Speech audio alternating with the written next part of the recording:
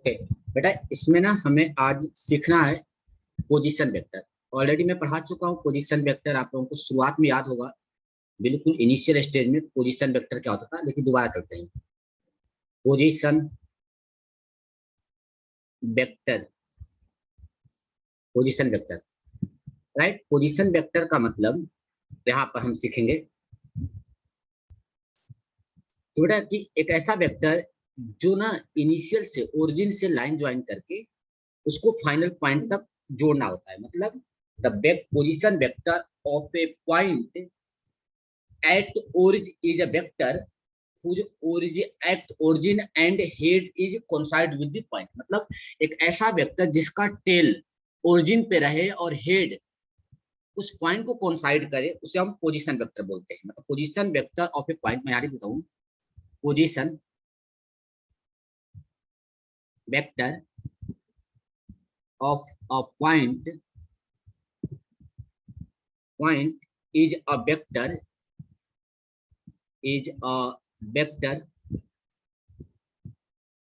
whose tail is at origin and head coincide with given point। इसको समझने के लिए सबसे बेहतर एग्जांपल, जिसे मैं एक कोऑर्डिनेट मानता हूँ, ये हमारा एक्स वाई कोऑर्डिनेट है। आवाज आ रही है क्लियर मेरी? बेटा यहाँ पे कोऑर्डिनेट है एक्स एंड वाई। बेटा आवाज आ रही है मेरी? ओके। जैसे ना एक पॉइंट यहाँ पर दिया हुआ है, एक पॉइंट यहाँ पर मेंशन किया गया है। इस पॉइंट पर मैं इसको क्लियरली मेंशन करता हूँ। एक पॉइंट हमें गिवन है यहाँ पर, इस पॉइंट पर एक पोजीशन वेक्टर, इसका कोऑर्डिनेट मालूम है मेरे को। जैसे मालूम इसका कोऑर्डिनेट है X comma Y comma Z. एक कोऑर्डिनेट मालूम है X comma Y comma Z, एक कोऑर्डिनेट मालूम है किसका? पी का। तो कोई कहे कि इसका पोजीशन वेक्टर लिखिए, तो आपको क्या करना है बेटा? ओरिजिन से एक वेक्टर को ले जा रहा है ऐसे, इस वेक्टर का टेल उस पॉइंट के हेड पॉइंट की तरफ होना चाहिए और टेल कहाँ होना चाहिए? ओरिजिन पे। तो इस ओपी वेक्टर को हम पोजीशन वेक्टर बोला करेंगे। मतलब ओपी को क्या बोलेंगे? OP vector. ये जो हमारा ओपी है, जस्ट वेट,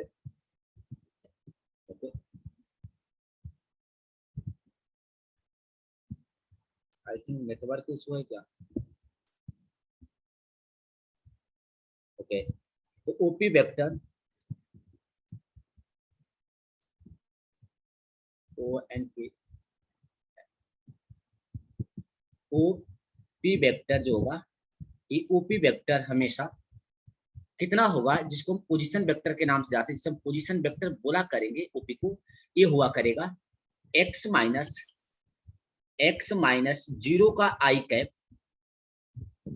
अब प्लस y माइनस 0 का जे कैप अब प्लस z माइनस 0 का के कैप। मैं पहले भी एक बार बताया था शुरुआत में, अभी बताऊं। मतलब ये ओरिजिन पर क्या है? 0,0 है, फाइनल माइनस इनिशियल। ओपी जो वेक्टर आया, इसको हम पोजीशन वेक्टर नाम बोलते हैं। This is known as the R, इसी का नाम पड़ गया आर, पोजीशन वेक्टर। इसकी वैल्यू किसके बराबर हो गई? X I cap plus Y J cap plus Z K cap. अब जब भी आपको पोजीशन वेक्टर आर निकालना होगा, आपको क्या करना है? कोऑर्डिनेट दिया रहेगा और उस कोऑर्डिनेट को एज इट इज ऐसे लिख देना है। इसको हम बोला करेंगे दिस इज सर आप क्या करा रहे हो? बेटा मैं ऊपर लिखा हुआ है वेक्टर करा रहा हूँ, पोजीशन वेक्टर आपको पढ़ा रहा हूँ। हेडिंग डाल रहे हैं तो पहले ज्वाइन कर लिया करिए बेटा। ये पोजीशन वेक्टर हमारे पास होगा। यानी जब भी हमें पोजीशन वेक्टर पूछेगा, आर को क्या बोल रहे हैं? This R is known as position vector. This R is known as position vector. नाम से ही समझ में आ रहा है कि पोजीशन किसका पोजीशन वेक्टर है? पी का पोजीशन वेक्टर ओरिजिन के रिस्पेक्ट में। एरो, ये एरो इधर का होगा, ये बात समझ। अब इस पोजीशन वेक्टर का मैग्नीट्यूड जो होगा, पोजीशन वेक्टर का जो मैग्नीट्यूड आएगा आर, वो हो जाएगा अंडर रूट। आपको सबको दिख रहा होगा अंडर रूट। मैं लिख सकता हूँ एक्स का स्क्वायर प्लस वाई का स्क्वायर प्लस जेड का स्क्वायर। चलिए हमें दो चीज आ गया, पोजीशन वेक्टर कैसे निकालना है। अब इस पोजीशन वेक्टर के क्या प्लस पॉइंट है? इस पोजीशन वेक्टर को समझते हुए हम डिस्प्लेसमेंट की तरफ चलते हैं। डिस्प्लेसमेंट क्या होता है? स्क्रीनशॉट आप ले लीजिएगा, आगे चलते हैं। बेटा डिस्प्लेसमेंट की बात करते हैं। चलिए यही पर हम डालते हैं डिस्प्लेसमेंट। डिस्प्लेसमेंट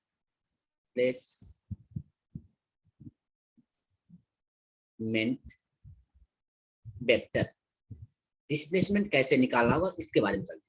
एक्चुअली बेटा डिस्प्लेसमेंट होता है, सब लोगों को मालूम है, the shortest distance between 2 point is known as the displacement. सबको मालूम है ना कि actual path length travel by the called the distance and the displacement vector क्या है, vector whose magnitude is equals to the shortest distance between 2 point. मैं लिख देता हूं पर, ये क्या लिखेंगे कि displacement vector is a vector, it is a vector,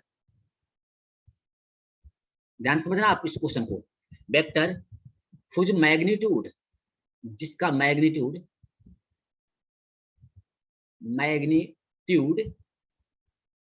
is equals to the shortest distance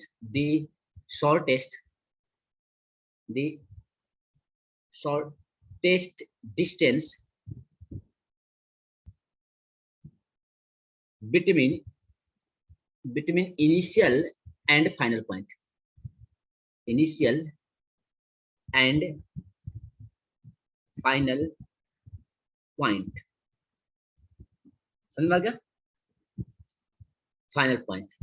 distance क्या था, डिस्टेंस हमें मालूम है, अगर डिस्टेंस के बारे में लिखना चाहूँ तो डिस्टेंस में यहाँ लिख सकता हूँ, डिस्टेंस क्या है, एक्चुअल पाथ। राइट, तो मैं एक लाइन में देता हूँ, आगे हम पढ़ेंगे। ये हमारे पास है एक्चुअल पाथ लेंथ, एक्चुअल,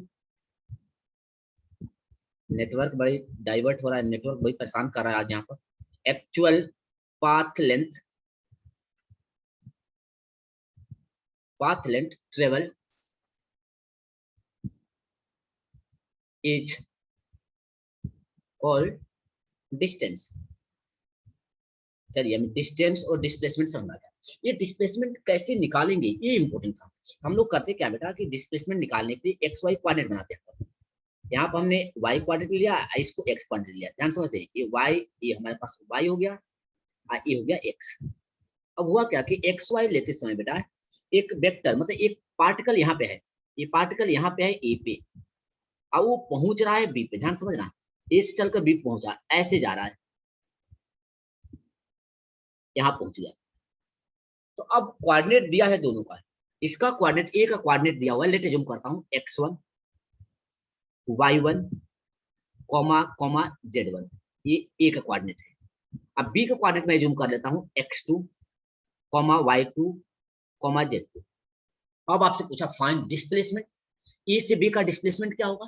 तो जब ए से बी का डिस्प्लेसमेंट पूछेगा बेटा तो क्या होता है, ए से बी के शॉर्टेस्ट पाथ यही पाथ है, ये जो ब्लैक कलर आपको दिख रहा होगा यही डिस्प्लेसमेंट है ए से बी तक, एरो इधर। तो ये जो एरो दिख रहा है ब्लैक कलर का, दिख रहा है सबको ना, कलर नहीं दिख रहा, मैं व्हाइट बहुत कम दिख रहा है। चलिए मैं व्हाइट यूज कर लेता हूँ, मैं डिफरेंस दिखाना चाहता इसलिए।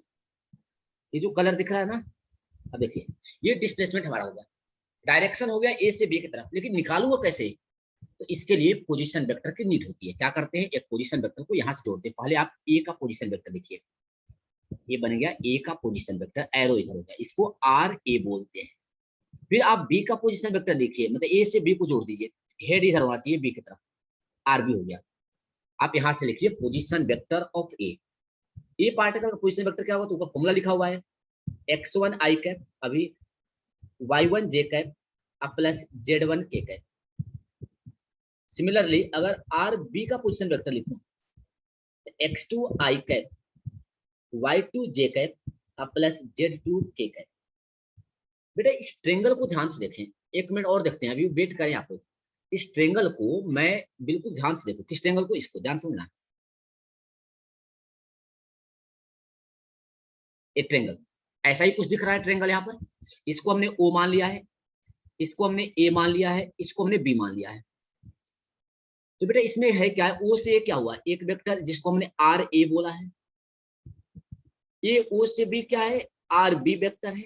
इसी को मैं जूम करके अलग करके ट्रेंगल को यहाँ दिखा रहा हूँ। ए से बी क्या है, डिस्प्लेसमेंट का साइन, इसको मान लेता हूँ एस वेक्टर, डिस्प्लेसमेंट वेक्टर। बेटा अब देखते हैं कि हमें आर ए मालूम हो चुका है, आर बी मालूम हो चुका है। अगर triangle law of vector addition के हिसाब से चले, मतलब according to triangle law of vector addition, जो ऑलरेडी पढ़ चुके हैं, वेक्टर एडिशन।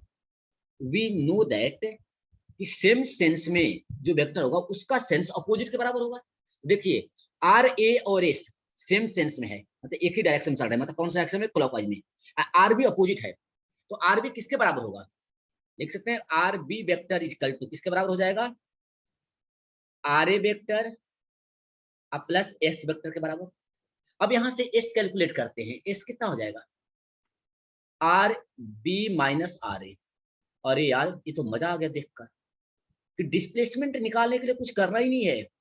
अगर आपको पोजीशन वेक्टर मालूम है तो फाइनल में से इनिशियल करना है। क्या करना है, फाइनल में से इनिशियल को सिर्फ माइनस करना है जब भी हमें डिस्प्लेसमेंट निकालना होगा। तो आर ए आर बी तो मालूम है, ए से बी जा रहा हूँ, पोजीशन वेक्टर लिखिए, इसको लिख सकता हूँ कि vector A is equal to delta R vector.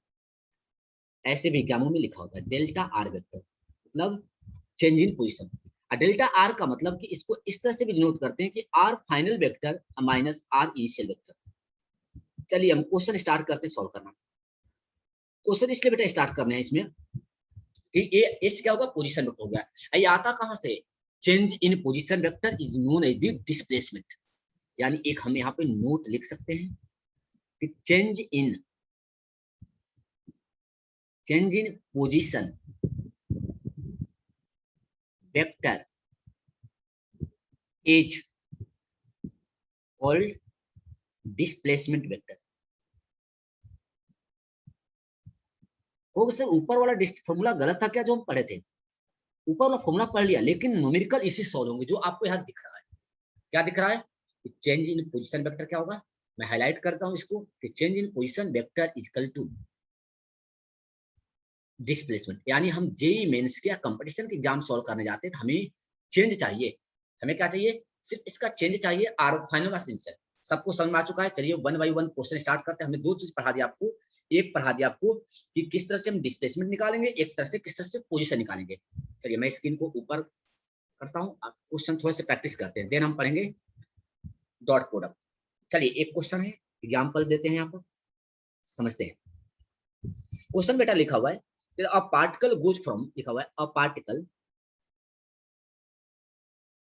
Goes from 1,2,1 to, bracket में लिखा हुआ है 3,5,2 3,5,2, find its displacement vector, find its displacement vector पूछा आपसे। क्वेश्चन समझ में आ गया सबको, क्वेश्चन समझ में आ गया, यस सर। बेटा जब भी डिस्प्लेसमेंट पूछे मतलब कहां से जा रहा है, 1,2,1 से जा रहा है 3,5,2 के पास। तो यानी ए वाला जो दिख रहा है, ए लास्ट में जो दिख रहा है, ये फाइनल हमारा हो गया, ए इनिशियल हो गया। सबसे पहले आप लिखिए पोजीशन वेक्टर। जब जैसे ही आपको सॉल्यूशन लिखना होगा, जब भी आप क्वेश्चन सॉल्व करेंगे, अटेम्प्ट करेंगे, सबसे पहले लिखिए आर फाइनल, नाम नहीं लिखा हुआ आर फाइनल कितना 3 i कैप, डायग्राम जो करने की जरूरत ही नहीं है, आप +2 के कैप, यहीं पे आर इनिशियल लिख दीजिए, initial vector I initial, I cap 1 है तो 2j cap I cap plus k cap, minus होगा तो माइनस लिख देंगे। जैसे ही पोजीशन डिस्प्लेसमेंट वेक्टर पूछा, s is equal to R final minus R initial. सुनते रहे अब कैसे क्वेश्चन होगा, R final 3i cap plus 5j cap plus 2k cap minus I cap minus 2j cap minus k। Right, मैंने bracket में minus रख दिया। अब ओपन कर देता हूँ। जिन बच्चों को एडिशन नहीं आता है वेक्टर के, कल के 2i कैप क्या है प्लस आप देख 3j लेना, कैप कल के वीडियो में माइनस आप k देख लेना, cap. I cap minus 2j cap और माइनस k कैप। अब क्या करिए, आई वाले को आई के साथ माइनस कर दीजिए, जे वाले को जे के साथ माइनस करिए और के वाले को के साथ माइनस कर दीजिए। तो हमें क्या मिल गया, 3 में साइज करूंगा 2i कैप प्लस 5 में से 2 माइनस करूंगा 3j cap plus k cap.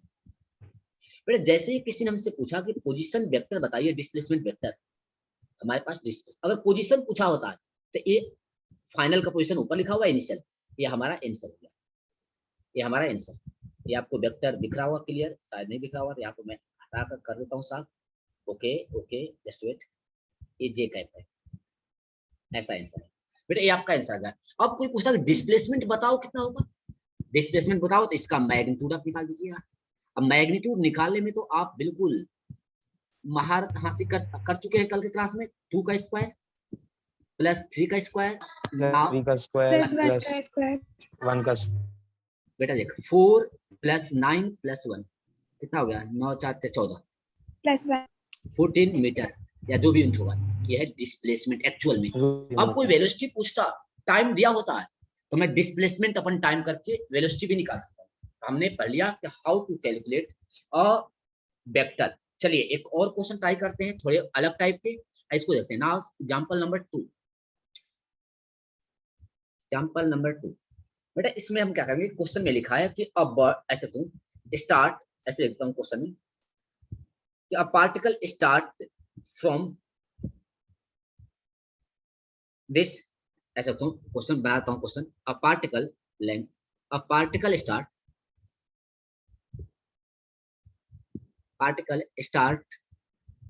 From 2, 3, 1 and travel 15 meter along 2 I cap j cap plus 2 k cap, find r final मतलब पोजीशन वेक्टर का फाइनल बताना है। चलिए क्वेश्चन बच्चे ट्राई करें, सॉल्व करें, ट्राई करें आर फाइनल। बेटा देख जब भी हमें एक वेक्टर देखा है, जब भी ऐसे क्वेश्चन है, बहुत इंपॉर्टेंट क्वेश्चन आपको दिया जा रहा है, बहुत इंपॉर्टेंट क्वेश्चन आपको दिया जा रहा है जिसको आपको सॉल्व करना है। देख एक पार्टिकल कहाँ से स्टार्ट करता है, मैं अगर ग्राफ प्लॉट करना चाहूँ तो ग्राफ भी देख लेते हैं। अगर जैसे मान ले कि एक पार्टिकल यहाँ से स्टार्ट करता है, ये आपका एक्स वाई कोऑर्डिनेट हो गया, एक्स एंड वाई, ये कोऑर्डिनेट है जेड। चलिए किसी बच्चे ने रिप्लाई किया है तो मैं देख लेता हूँ। सर मेरी आईज में पेन हो रहा है बहुत, क्या मैं लिव कर सकती हूँ? बिल्कुल बेटा कर लीजिए लिव, रिकॉर्डिंग में डाल दूंगा, आप देख लेना, कोई बात नहीं है। ओके बेटा जो बच्चे हैं वो बच्चे अभी आराम से देखें पहले इस क्वेश्चन को। देखिए यहाँ पर ये एक्स वाई जेड है, ये जेड एक्सिस है। एक पार्टिकल कहीं यहाँ से स्टार्ट करता है, कहाँ से, किसी पॉइंट से मान लेता हूँ, एक पॉइंट है 2, 3, 1 यहाँ से स्टार्ट करता है, किसी भी डायरेक्शन जाता है। I am not talking about किस डायरेक्शन जा रहा है, ऐसे गया 15 मीटर, लेकिन एंड ट्रेवल अलोंग, किस ये डायरेक्शन किधर है, ये जा रहा है इस डायरेक्शन में। एक वेक्टर है जो इसी डायरेक्शन में है, इसी डायरेक्शन में एक वेक्टर दिया हुआ है। वो वेक्टर कितना है 2i cap plus j cap plus 2k cap, इस डायरेक्शन में जा रही है। तो आप कह रहे हैं कि इस वेक्टर को बताइए वेक्टर क्या था। जब भी ऐसे क्वेश्चन पूछेगा तो आपको क्या करना है, जब भी डिस्प्लेसमेंट वेक्टर पूछे आपको इस वेक्टर को कैलकुलेट करने का तरीका क्या है वो आपको समझना है। ठीक है, अब देख सबसे पहले आपको निकालिए डिस्प्लेसमेंट कितना होगा। देखिए डिस्प्लेसमेंट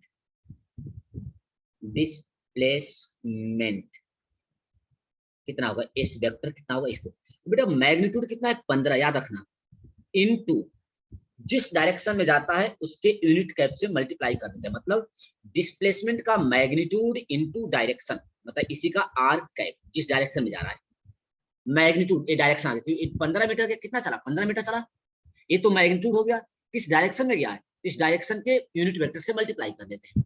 यानी एस जो वेक्टर मिला हमारे पास क्या मिला, 15 इंटू आर कैप कितना होगा 2i cap plus j cap plus 2k cap divided by इसका मॉडुलस, तभी आर कैप निकलेगा, याद होगा आपको यूनिट वेक्टर निकालने का। तो 2 का स्क्वायर 4 प्लस 1 प्लस 4, ये हो गया 9, कितना आ गया s equal to 15 into 2i cap j cap plus 2k cap divided by 3।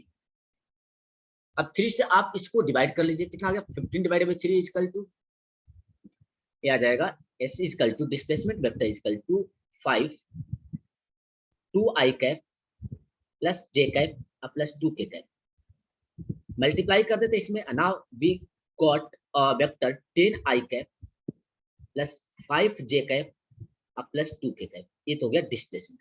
अब हमें फाइनल निकालना है, फाइनल निकालना हो तो क्या होता है, डिस्प्लेसमेंट किसके बराबर होता है, डिस्प्लेसमेंट होता है आपको पता है कि R final minus R initial, आपको मालूम है। सिर्फ बेटा हमें डिस्प्लेसमेंट दिया हुआ था कितना 15 मीटर, चला कहां से था, यहाँ से, ये इनिशियल पॉइंट था इसका, इनिशियल चल के कहीं गया था इधर बी फाइनल पॉइंट पर, लेकिन इस डायरेक्शन में जा रहा था, इसलिए इस डायरेक्शन से मल्टीप्लाई कर। अब आर फाइनल निकालना है तो आप आर फाइनल निकाल सकते हैं, R final equal to S vector plus R initial vector. अब इनिशियल वेक्टर हमें मालूम है पोजीशन वेक्टर, इनिशियल कितना है, लिख सकता हूँ यहाँ पर where the initial vector, how to calculate the initial vector, यहाँ लिख सकता हूँ कहाँ पे इनिशियल, 2 पे 2 I cap plus 3 J cap plus 1 के कैप, यह है इनिशियल वेक्टर, रख दीजिए यहाँ पर। तो एस वेक्टर मालूम हो गया 10 आई कैप 5 जे कैप प्लस 2 के कैप। आर फाइनल निकाल रहे हैं, क्या कर रहे हैं, आर फाइनल। हमारे पास क्या है, इनिशियल कितना है, 2 I cap 3 J cap plus K cap. Now we can simply added this to vector. हमें मालूम है कि how to add a two vector, I को आई के साथ, 10 प्लस 2 12 आई कैप, 5 प्लस 3 8 जे कैप, 2 प्लस 1 3 के कैप। तो this is a final vector. समझ में आ रहा है बेटा सबको, समझ में आ रहा है? हेलो हेलो, आवाज आ रही है मेरी? Yes sir. ओके, अब बोल जाते बेटा क्वेश्चन नंबर 2 था। चलिए एक और एग्जांपल हम सॉल्व करते हैं। अब उस एग्जांपल को और जनरलाइज करते हैं समझने के लिए कि वेक्टर एक्चुअली होता क्या है। स्क्रीनशॉट आप ले लीजिएगा या वीडियो में अपलोड कर दूंगा। चलिए नाउ एग्जांपल नंबर, क्वेश्चन लिखा हुआ है कि a bird start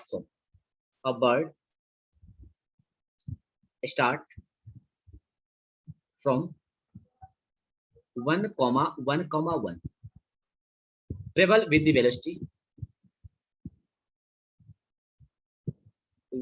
velocity 2 I cap minus 2 j cap, 1 second,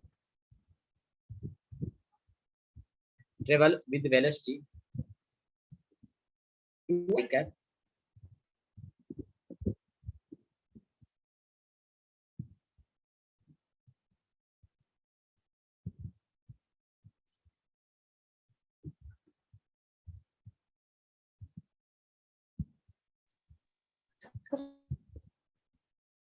बेटा स्क्रीन विजुअल है, स्क्रीन विजुअल है, lovely एकुल,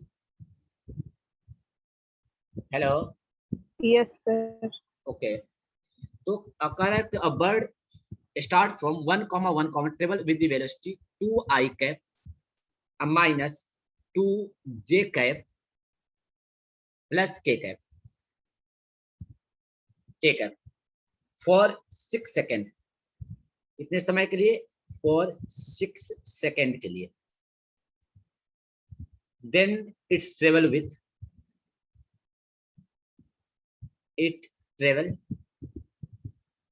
with velocity 3 I cap plus 4 j cap plus 4 j cap metre पर second for 5 second. Second, find final position, अच्छा question है। ऐसे ही question का expectation आप रख सकते हो एग्जाम में, जेईई मेंस में ऐसे क्वेश्चन ही आपसे पूछे जाएंगे।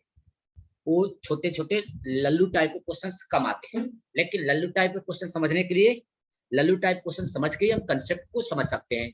जब तक कंसेप्ट समझना है तो आपको वो कंसेप्ट आपको आनी चाहिए। फिर आप क्या कहा इसमें, हम इसको लिखते हैं वहां पर। आप देखिए कह रहा है कि बर्ड स्टार्ट फ्रॉम, कहां से स्टार्ट कर रहा है, 1,1,1 से। सबसे पहले क्या लिखें कि पोजीशन वेक्टर क्या है, initial.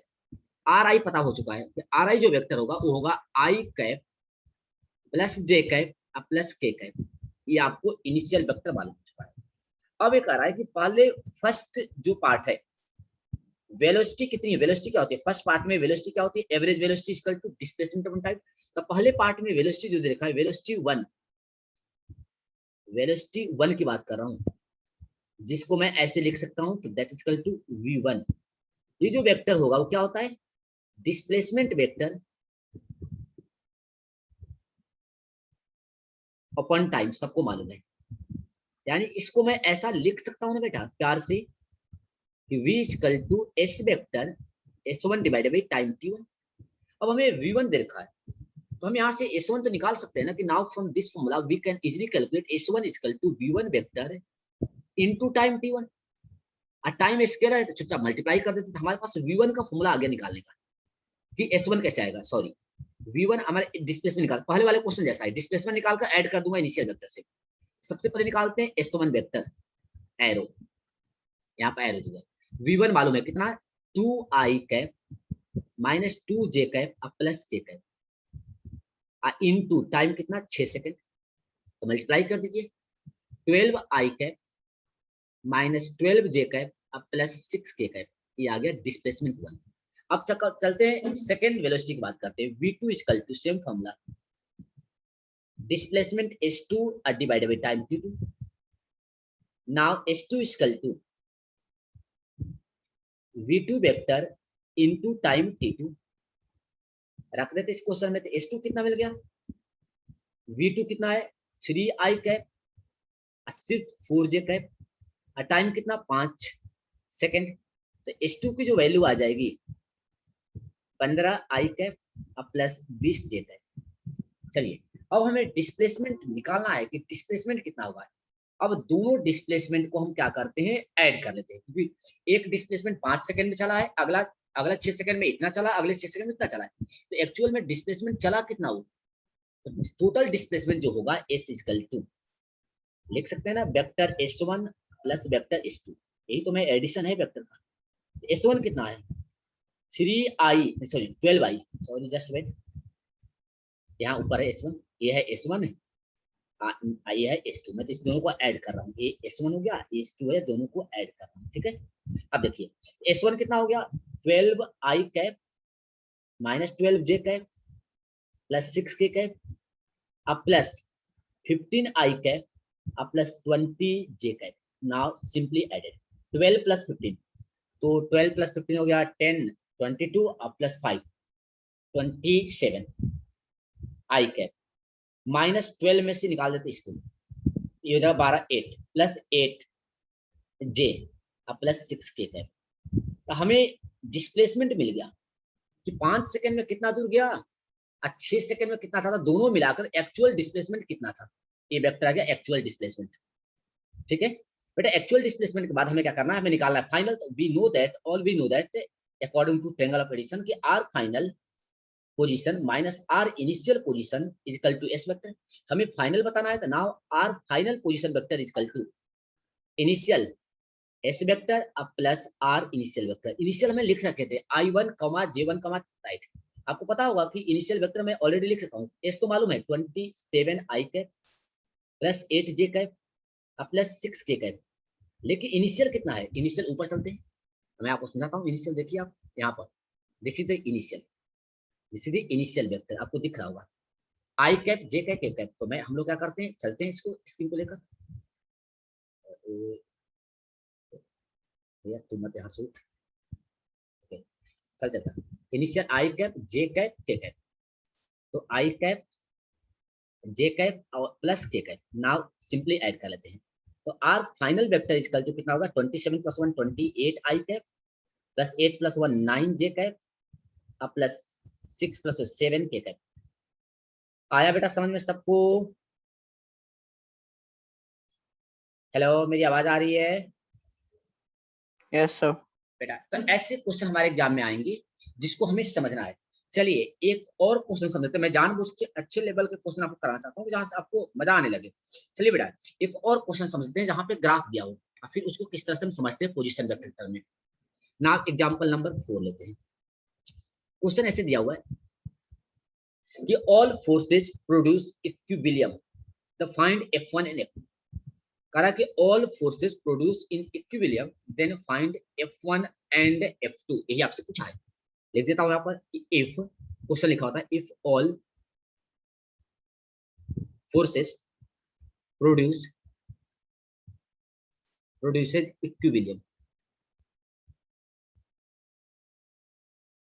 Equilibrium then find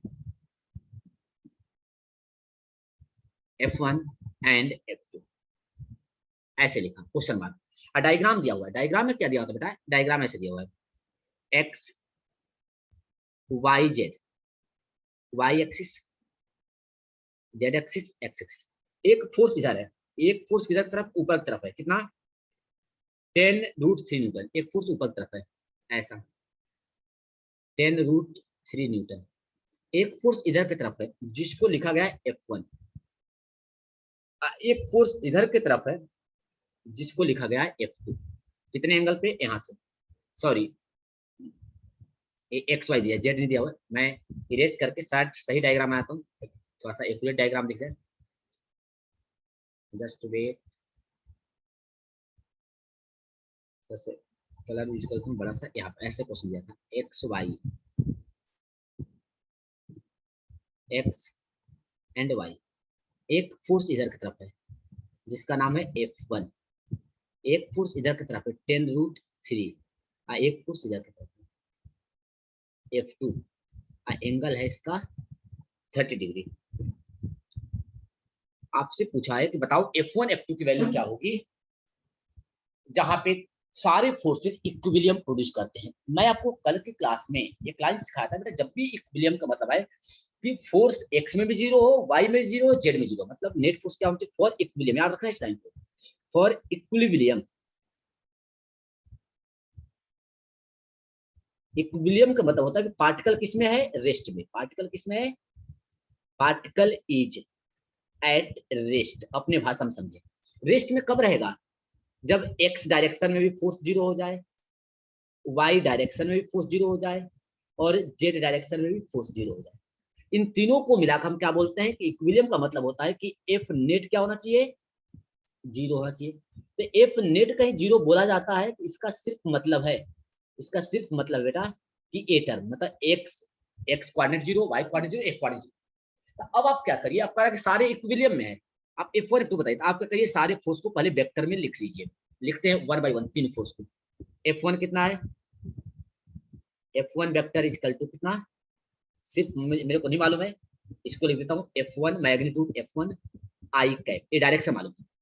F2 vector को लिखता हूँ, इसको रिजोल्व करते हैं, इधर आएगा cos थीटा, उधर sin थीटा जाएगा, कितना आएगा F2 cos 30 डिग्री, याद होगा आपको, माइनस का जे कैप नीचे आ रहा है, अब plus F2 sin 30 degree, resolve करना सिखाया था आपको, माइनस का आई कैप, कितना आप यार इसको रिजोल्व सॉल्व कर लेते हैं। cos 30 डिग्री होता है √3/2, तो √3f2/2 माइनस का जे कैप, सॉरी माइनस का जे कैप, राइट। यहाँ पर आ जाएगा माइनस का sin 30 degree over 2 f2 divided by 2 I cap, ये है वेक्टर F2 की वैल्यू, ये F1, this is vector F2, F2 हो गया। अब नाउ वी कैलकुलेट F3, मान लेता हूँ ऊपर वाला 10√3 Ft है, तो F3 कितना हो गया, F3 वेक्टर हो गया 10√3 जे कैप, यह है थर्ड इक्वेशन। बेटा क्या होना चाहिए, नेट फोर्स 0 होना चाहिए ना, तो तीनों फोर्स को जोड़कर 0 कर दीजिए। अब तीनों फोर्स को ऐड करूंगा क्योंकि इक्विलिब्रियम की बात कर रहा है, तो now adding all three forces, अगर तीनों फोर्स को नेट एफ नेट निकालें तो एफ नेट कितना हो जाएगा, F1 vector plus F2 vector plus F3 vector, रख देते हैं यहाँ पर। F1 कितना, सिर्फ F1 आई कैप, F2 कितना माइनस F2/2 आई कैप, माइनस √3f2/2 जे कैप, मैंने जे को इधर लिख दिया, अब प्लस F3 कितना है 10√3 जे कैप। अब आई वाले को आई के साथ रख लीजिए, मतलब F1 minus F2 divided by 2 I cap एक साथ, जे वाले को एक साथ रख दीजिए, जे में कितना आ रहा है माइनस, यहाँ प्लस 10√3 अब माइनस √3/2 F2 जे कैप। ये आपको समझ में आ चुका होगा कि मैंने ऐड किया तो I1 वाले को एक साथ, I2 के साथ एक साथ, ये हमारा नेट फोर्स हो गया। बॉडी पे लगने वाला नेट फोर्स क्या है हमारे पास, F net equal to this one, F net हो गया। लेकिन बॉडी है किस में, ये तो हमारा मेन इक्वेशन आया ना, फोर्थ इक्वेशन, तो बॉडी मेन किस में हमारा इक्विलिब्रियम में है, मतलब F net क्या होना चाहिए, F net शुड बी 0 होना चाहिए। इसके लिए फॉर इक्विलिब्रियम क्वेश्चन में लिखा हुआ है, इक्विलिब्रियम बेरियम की बात करते हैं तो 0 है, इसका मतलब है कि एफ एक्स भी क्या होना चाहिए, एफ एक्स का कोफिशिएंट 0 होना चाहिए, एफ वाई का कोफिशिएंट 0 होना चाहिए एंड एफ जेड का 0 होना चाहिए। यहाँ क्या है, ये जो क्या है एफ एक्स का कोफिशिएंट है, ये क्या है एफ वाई कोफिशिएंट, इसको पहले 0 करिए, f1 minus f2 2 divided by 0। यहाँ से एक रिलेशन क्या मिल गया, f1 equal to f2 by 2। यहाँ से निकाल इसको 0 करते हैं तो 10√3 minus √3 by 2 f2 equal to 0, क्योंकि नेट फॉर 0 है। बेटा जेईई मेंस में क्वेश्चन ऐसे आते हैं, हम सिखा रहे थे ना पहले दिन में, का वेक्टर हमारा स्टैंडर्ड होता जा रहा है। चलिए तो f2 की वैल्यू कितनी आ गई, यहाँ से सॉल्व हो जाएगा, 2 से हो गया, 3 रूट से 3 कैंसिल हो जाएगा, यानी 20 न्यूटन f2 आ गया। f1 कितना आ जाएगा, जब ये f2 आ गया 20 न्यूटन, तो f1 तो आसानी से निकाल सकते हैं ना f1, इसमें रख देते, तो f1 की वैल्यू कितनी आ जाएगी 10 न्यूटन, ये f1 की वैल्यू हो गई। चलिए तो f1 मिल गया, f2 मिल गया, शायद बच्चे समझ में आपको आ गया इस क्वेश्चन का solution. Hello, just tell me, बेटा समझ में आ रहा है, समझ में आ रहा है, यस या नो बता तो दे हमें। Yes sir. ठीक है बेटा, एक तो हमारे पास हो गया कि सारे कहानी इसका, एक हम पोजीशन वेक्टर का क्वेश्चन करते हैं, सिर्फ एक सिंगल पोजीशन वेक्टर का, उसके बाद समझ चलेंगे वेक्टर सर का अभी प्रोडक्ट। क्लास एंड होने वाली है, तो जाइए। बेटा 1 मिनट है, चल देखते हैं, नहीं एक क्वेश्चन लिखते हैं ना, एग्जांपल लिखते हैं। बेटा कह रहा है कि a particle A is located at a distance of 21 metre, क्या लिखा हुआ है, a particle A is located at a position of 21 meter from the origin,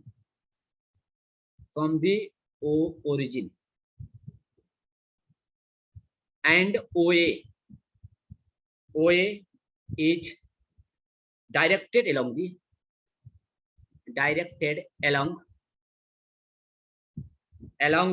2i cap plus 2j cap plus k cap, find coordinate of A,